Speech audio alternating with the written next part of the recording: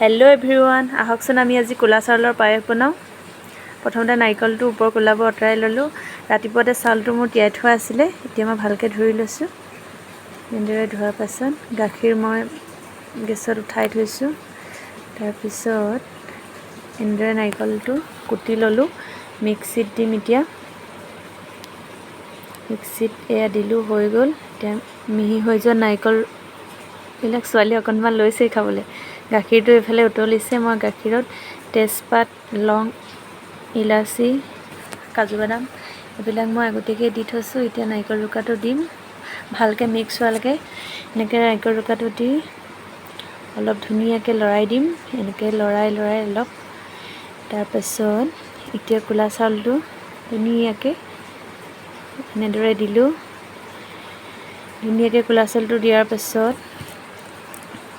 গেছটো অকণমান চিমত থৈছোঁ। গাখীৰখিনি আগতীয়াকৈ অলপ উতলি আছিলে যে।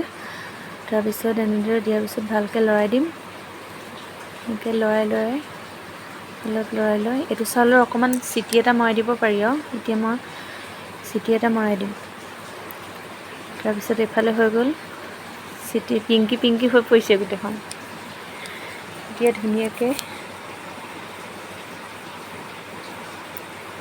মিল্ক মেড গাখীৰটো মই 2 চামুচ এনেদৰে দি দিম। 2 চামুচ দি এনেদৰে আৰু 1 চামুচ এনেদৰে দি ভালকৈ লৰাই। কালাৰটো কিমান ধুনীয়া হৈ পৰিছে।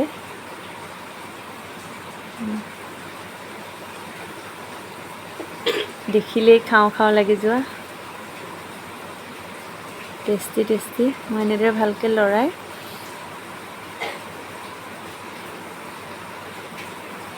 দেখিবলৈ ধুনীয়া হৈ আছে, খাওঁ লাগি থকা।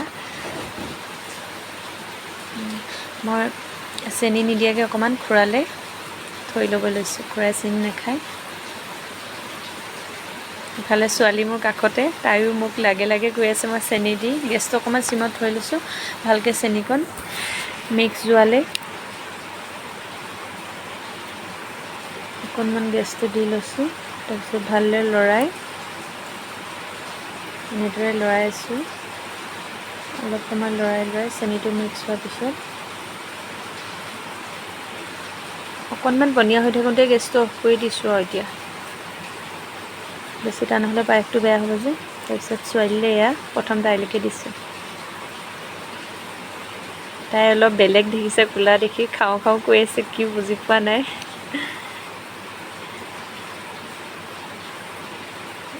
দেখিবলৈ ইমান ধুনীয়া হৈ পৰিছে বাতিটোত। এয়া তাইলৈ ৰেডি।